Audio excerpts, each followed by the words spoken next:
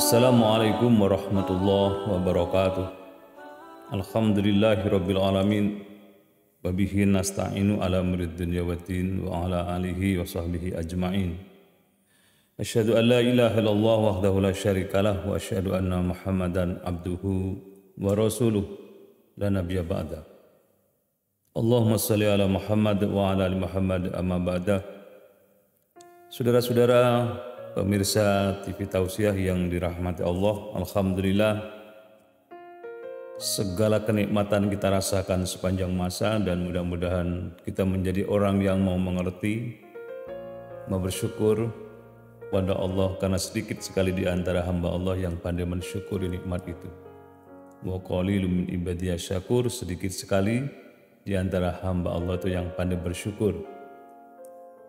Salah satu kenikmatan Allah adalah datangnya bulan Syawal ini, dan ini pertanda bahwa kita telah dilatih selama 1 bulan penuh untuk menjadi orang baik.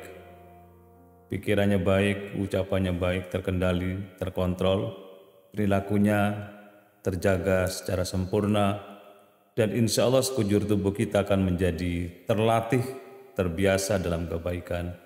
Dan kita sangat pantas untuk menjadikan diri kita sebagai pribadi yang terus bersiap diri meningkatkan kualitas iman, kualitas ibadah kepada Allah pada bulan Syawal.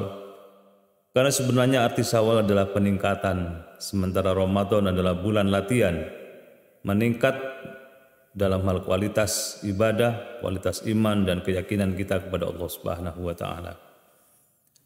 Saudara-saudara sekalian, dalam suasana seperti ini ada baiknya kita renungkan satu firman Allah yang sudah sangat lazim kita dengar. A'udzubillahi minasyaitonirrajim. Duribat alaikumud dhillatu aina ma thuqifu illa bihablim minallah wa hablim minan nas. Allah menegaskan ditimpakan satu kehinaan pada satu kaum, ditimpakan kehinaan pada satu kaum di mana saja mereka berada, kecuali mereka yang pandai menjaga hubungan vertikal, hablum minallah, hubungan dengan Allah, wa hablum minan nas, dan hubungan baik dengan sesama manusia. Artinya kalau kita mampu menjalin hubungan baik dengan Allah, kita akan selamat. Begitu juga kalau kita mampu menjalin hubungan baik dengan sesama manusia, insya Allah Allah akan selamatkan kita dalam hidup dunia akhirat ini. Bagaimana cara kita menjalin hubungan baik dengan Allah Subhanahu wa taala? Ya, kita meniru Rasul Muhammad sallallahu alaihi wasallam yang Nabi itu pertama tidak pernah meninggalkan sholat tahajudnya. Mari kita tiru beliau, menjaga sholat malam kita, sholat tahajud kita. Pada Ramadan kita membiasakan diri sholat tarawih, di luar Ramadan kita jaga sholat tahajud kita atau sholat lail kita. Soal jumlah rakaat beragam pendapat. Yang penting jangan tinggalkan sholat malam itu walaupun 1 rakaat, atau kita tambah sampai sebagaimana kita memiliki kekuatan menjaga sholat malamnya itu. Relatif jumlah rakaatnya, yang penting kita jaga tegaknya sholat malam pada diri kita masing-masing, sehingga Allah tidak ada alasan untuk tidak mengangkat kita sebagai hambanya pada derajat yang mulia. Inna akramakum indallahi atqakum. Ini yang pertama. Yang kedua, Rasul Muhammad sallallahu alaihi wasallam punya kebiasaan tadabbur Quran, merenungi kandungan Al-Quran. Mari kita biasakan merenungi kandungan Al-Quran setelah membacanya. Membaca tanda kita cinta, membaca ada penghayatan, membaca ada pendalaman, dan membaca itu nanti akan lahir suatu tindakan yang diinspirasi oleh bacaannya itu. Itulah Al-Quran, firman Allah yang akan berlaku sepanjang masa sampai kiamat. Tidak satu huruf pun yang berubah karena Allah yang menjaganya. Inna nahnu nazzalna dzikra wa inna lahu lahafidun. Sesungguhnya akulah yang menjaga, yang menurunkan adzikra, Al-Quran, dan akulah yang menjaganya. Sehingga kalau ada tangan jahil yang ingin merubah satu huruf pada Al-Quran akan diketahui oleh orang-orang yang hafid, yang paham, yang hafal terhadap Al-Quran itu. Nabi Muhammad SAW punya kebiasaan yang harus kita tiru, tadabbur Quran, merenungi kandungan Al-Quran itu. Orang yang mampu merenungi kandungan Al-Quran, insya Allah hidupnya akan tenang, hidupnya akan damai, hatinya akan tentram. Ala bidzikrillahi tatmainnul qulub. Ketahuilah, orang yang banyak berzikir, antara lain di dalamnya membaca Al-Quran, hatinya akan tenang, kata Allah Subhanahu wa Ta'ala. Yang ketiga, kebiasaan Nabi dalam menjalin hubungan secara vertikal dengan Allah, Nabi menjaga sholat jamaahnya. Kita selaku pengikut setia beliau, mari kita tiru sholat jamaah yang 5 waktu itu kita jaga dengan sebaik-baiknya. Kalau tidak bisa kita lakukan di masjid dan kita upayakan di masjid, maka kita lakukan di mushola, di langgar, dan setidaknya kita lakukan sholat jamaah di rumah dengan keluarga kita. Kita menjaga sholat jamaah, hakikatnya kita menjaga kesempurnaan sholat kita itu. Dan orang yang sholat jamaah akan mendapatkan kebaikan dari sholat jamaahnya apabila kita di dalam sholat itu tidak mencapai derajat atau makom khusyuk. Karena orang yang khusyuk itu butuh proses panjang dan latihan penuh kesungguhan. Kesucian hati, kebersihan jiwa, cara wudhu yang benar dan sebagainya akan mengantarkan diri kita pada sholat yang khusyuk. Dan kalau kita sudah melakukannya dengan khusyuk, kita akan masuk kategori orang-orang yang beruntung. Qad aflahal mu'minun alladzina hum fi sholatihim khashi'un. Sungguh untung orang mukmin, yaitu mereka yang khusyuk dalam sholatnya, kata Allah di dalam surat Al-Mu'minun ayat 1 sampai dengan ayat 2. Maka kita berupaya sholat secara khusyuk, apalagi kemudian kita lakukan seperti Nabi, sholat berjamaah. Dan Nabi tidak pernah meninggalkan sholat jamaahnya walaupun beliau sakit atau perjalanan jauh. Bahkan saat-saat detik terakhir kehidupan beliau dalam kondisi tidak mampu berjalan, beliau dituntun menuju masjid untuk sholat jamaah. Kemudian yang keempat, bagaimana kita menjalin hubungan dengan Allah Subhanahu wa Ta'ala. Kita pagi hari mulailah dengan menjalin hubungan mesra dengan Allah dengan sholat duha kita. Kita mohon kepada Allah agar hidup ini dikaruniai, diberkahi, kemudian dikaruniai rezeki yang banyak, rezeki yang luas, rezeki yang baik, dan rezeki yang halal. Sholat duha itu hakikatnya sama dengan menjojoh pintu langit supaya Allah gerojokkan rezeki itu. Dan kita jangan mempersempit makna rezeki hanya pada materi, bahwa sebenarnya rezeki itu semua yang kita rasakan adalah rezeki dari Allah. Mata kita bisa memandang dengan jelas, itu rezeki dari Allah. Telinga kita bisa mendengar dengan sempurna, tidak lain kecuali dengan itu adalah rezeki dari Allah. Sekujur tubuh kita, panca indera kita merasakan sesuatu yang normal, itu rezeki dari Allah. Syukuri semua itu, karena Allah telah menganugerahkannya, memberikannya kepada kita, dan itu salah satu di antara buah ibadah kita, terutama sholat duha kita itu. Baru Nabi kemudian bertanya, hari ini saya akan berbuat baik apa kepada orang lain? Dalam bentuk sedekah, dalam bentuk doa, dalam bentuk senyum, dan sebagainya. Singkat kata, diri kita memantulkan kebaikan dan kemaslahatan bagi sesama manusia, sehingga Allah ridha kepada kita. Yang keenam, Nabi menjaga taqarrub ilallah, kedekatan dengan Allah Subhanahu wa Ta'ala. Hatinya senantiasa ingat kepada Allah, pikirannya ingat kepada Allah, melihat segala sesuatu ingat Allah, mendengar sesuatu ingat kepada keindahan suara itu datang dari Allah, dan seterusnya. Semuanya senantiasa menyebabkan kita ingat kepada Allah Subhanahu wa Ta'ala. Taqarrub ilallah. Baru berikutnya Nabi benar-benar menjaga, kalau batal wudunya beliau wudu lagi, batal lagi, wudu lagi, begitu seterusnya.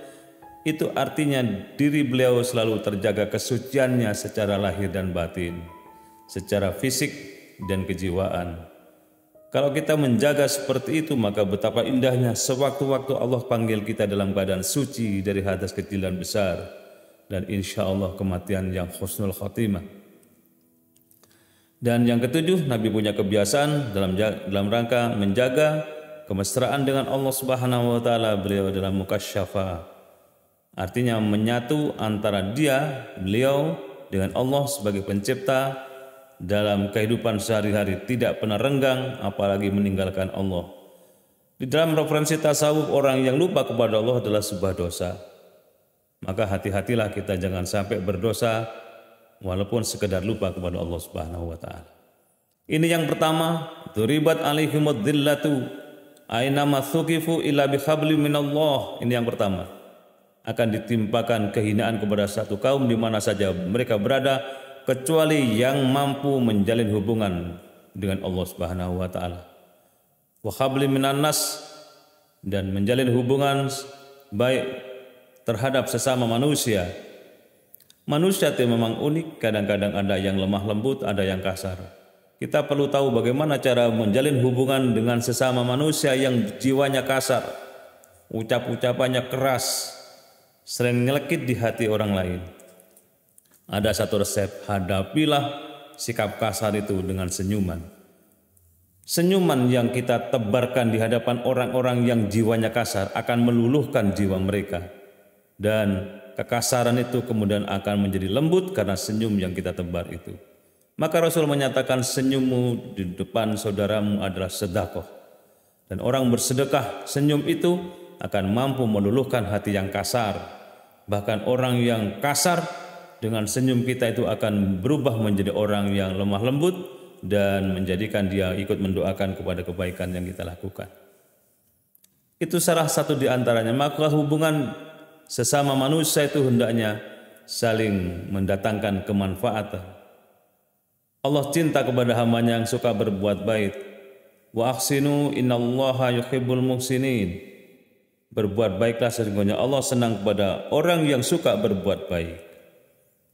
Jangan pernah menjatuhkan orang lain untuk sebuah prestasi diri sendiri. Jangan pernah kita menginjak orang lain untuk menaikkan derajat dirinya. Pada hakikatnya sebenarnya orang yang menginjak orang yang menjatuhkan orang, dia sedang menggali lubang untuk dirinya sendiri. Dia akan jatuh ke dalam lubang itu dan orang lain akan mencibirnya, tidak akan menolongnya.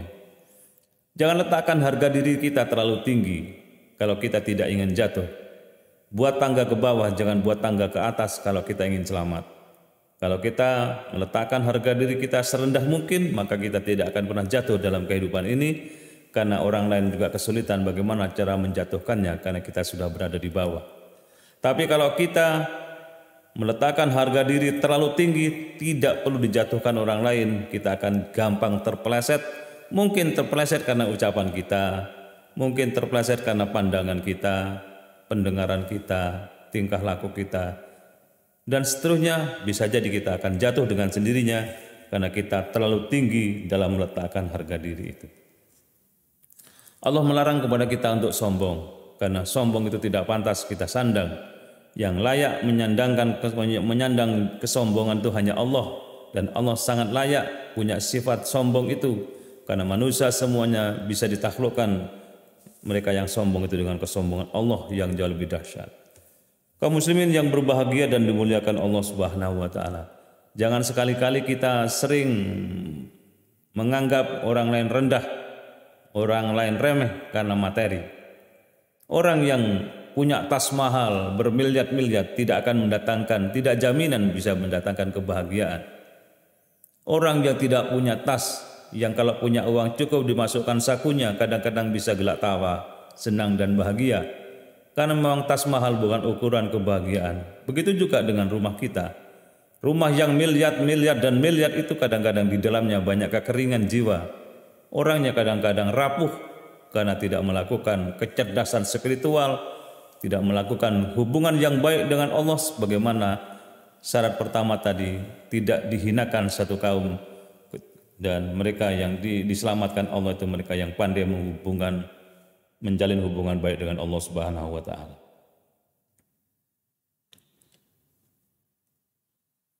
Perlu kita catat bersama bahwa dunia ini akan terasa menyenangkan kalau orang yang ada di dalamnya atau kita bersikap bahagia dalam hidup ini. Materi banyak, jabatan tinggi, dan prestasi sosial hebat. Tetapi kalau jiwa kita ringkih, jiwa kita selalu mengeluh, maka prestasi, kehebatan, dan apapun namanya, tinggal kenangan saja. Kita tidak akan bisa merasakan nikmatnya semua itu. Berbeda dengan orang yang di dalamnya ada kebahagiaan, ada rasa syukur kepada Allah, pandai menjalin hubungan dengan sesama manusia, berapapun kondisinya, apapun situasinya dan sebagainya, dia akan merasakan kebahagiaan di dalam hidupnya itu. Dan ada memang resep orang menjadi bahagia itu. Salah satu di antaranya adalah mensyukuri nikmat. Orang yang tidak mau bersyukur terhadap nikmat Allah, yakin kita tidak akan merasakan bagaimana bahagia itu diraihnya. Maka kalau kita kepingin merasakan kebahagiaan hidup, satu di antaranya adalah bersyukurlah kepada kenikmatan Allah, dan kita hendaknya menjadi orang yang tahu bahwa kita ini tidak bisa berbuat sesuatu tanpa pertolongan Allah Subhanahu wa taala. Yang terakhir yang ingin saya sampaikan adalah jadikan masa lalu kita sebagai pijakan untuk melangkah jauh lebih dahsyat lagi. Kalau kita selalu mengeluhkan masa lalu, tidak ada perencanaan masa depan yang lebih dahsyat, maka kita akan terkubur dalam masa lalu kita. Kita akan merasakan hidup ini sesuatu yang membebani hidup kita. Dan pada saatnya nanti kita akan merasakan betapa hidup ini sangat hina, karena kita tidak menemukan kebahagiaan di tengah langkah kita dan di tengah lembaran hidup kita. Maka marilah kita menjalin dua hubungan sekaligus. Pertama, hubungan dengan Allah sebaik-baiknya, dan yang kedua, hubungan sesama manusia dengan ikatan keikhlasan, dengan ikatan penuh doa, dan kita berharap semuanya sama-sama meraih kebahagiaan hidup dunia dan hidup di akhirat. Mudah-mudahan manfaat. Assalamualaikum warahmatullahi wabarakatuh.